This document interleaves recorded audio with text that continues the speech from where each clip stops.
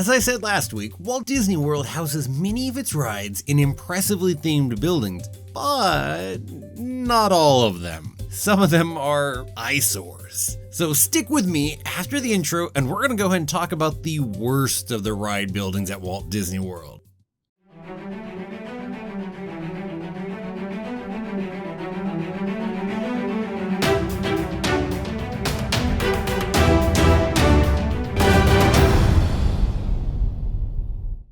Well, hello there! My name's Jeremy and welcome back to Freeform Disney. This week's Disney Parks video finds us going back once more to Walt Disney World, and it's a part 2 to last week's video about ride buildings. But instead of the best of them, this time it's time to talk about the worst ride buildings. Luckily, these are the exceptions to the rule. And by the way, next week I'm planning on going ahead and looking at show buildings in general. Not just rides, not just the enclosed things, but not a top 10 either. It's going to be a more in-depth video talking about their size, their use, and I think it should be fun. And now on to this video. Quickly, I'm going to mention that I'm only talking about the parts of the ride buildings that we can actually see as guests in the park, and for rides that are pretty much fully enclosed in those buildings. And with that out of the way, let us hit the list. At number 5 on this list for the worst ride buildings at Walt Disney World is It's a Small World.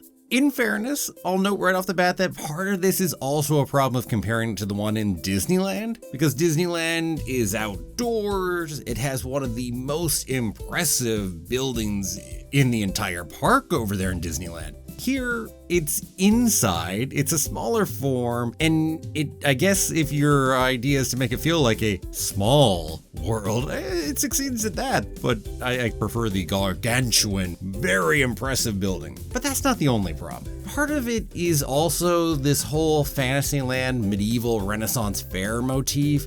It's a little tiresome for me, and worse, I just don't think it fits for Small World. You just look at this contrast of the whole medieval castle, and then inside we've got the whole Small World motif, and it's like cats and dogs fighting for me. They just don't really go together great. It's not horrible, and it's still a pretty building inside, but this is why it ends up number 5. It's certainly not number 4, 3, 2, or 1, but it's on this list.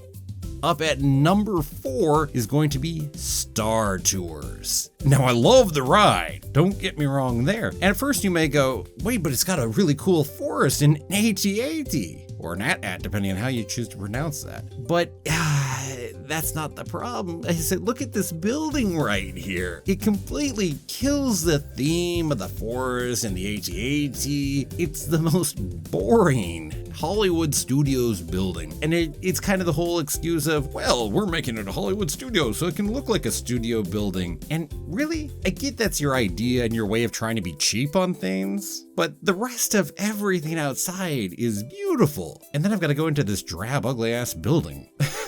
It just kills it for me right there. Oh, so painful. Well, at least they hid most of that building. On to number 3, which is going to be Buzz Lightyear's Space Ranger Spin. Now, for this one, take a look at it. There's a small facade that they added, and that's it. Otherwise, it's just the bigger Tomorrowland building, which, if I'm being honest, isn't the greatest look for rides either. But couldn't you have done a little more if you were doing the whole Buzz Lightyear? Well, probably you didn't want to because it would break too much from the Tomorrowland thing since it's all one gigantic continuing building, I guess. And also you figure, well, for the next time we change this ride out for something else in the future, we don't have to change too much. And it's really cheap just to go toss a little bit of paint and whatnot here on the side, and that's it. Look at that. We're done. Oh, cheapness. It feels cheap. It looks cheap. And it earns the number 3 spot on this list.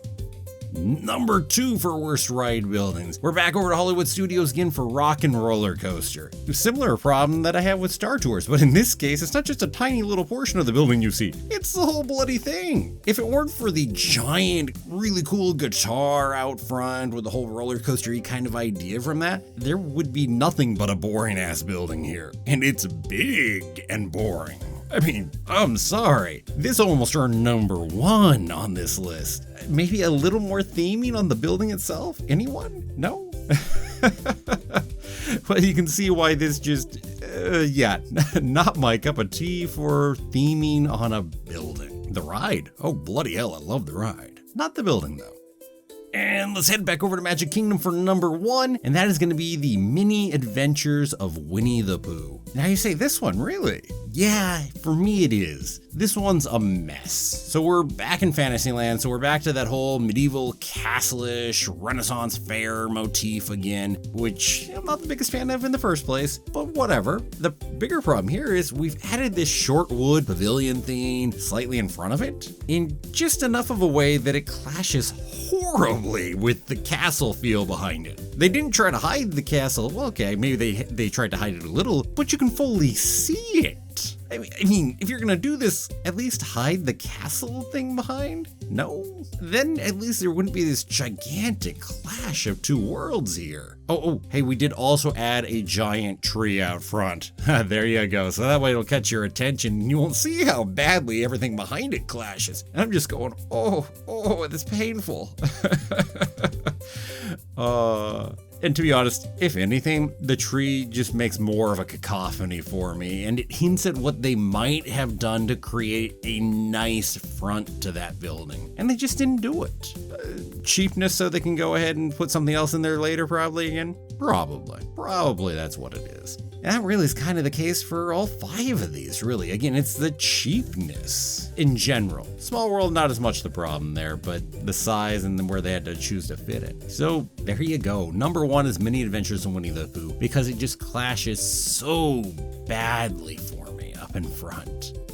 So yeah, anyway, there you have it. Those are the biggest eyesores for ride buildings at Walt Disney World. Now, I'll say again, this does not reflect in any way on the quality of the rides themselves. I mean, heck, 2 of them are in my top 10 rides at Walt Disney World. And if you're interested in that, you can click up in that top right corner. I've got a link for you up there. And hey, if you're interested in my thoughts on the rest of the Walt Disney World ride buildings, I've got a new post over on Patreon for my backers, so if you're one of those backers, you can go check that out. I went ahead and put a quick listing on those other ride buildings that would have qualified for either of these last 2 lists, but were kind of in that middle ground, either closer to the top or closer to the bottom. And hey, for the channel, I'm going to be back next week with that bigger look at show buildings. I'm really looking forward to this one, and I really think it's impressive just how massive those buildings really are. And I really want to share that with all of you and take some nice aerial looks at them, etc. Oh, it's going to be fun. Yeah, we had our negative video today, but the one before was positive, and next week's going to be, all kinds of fun.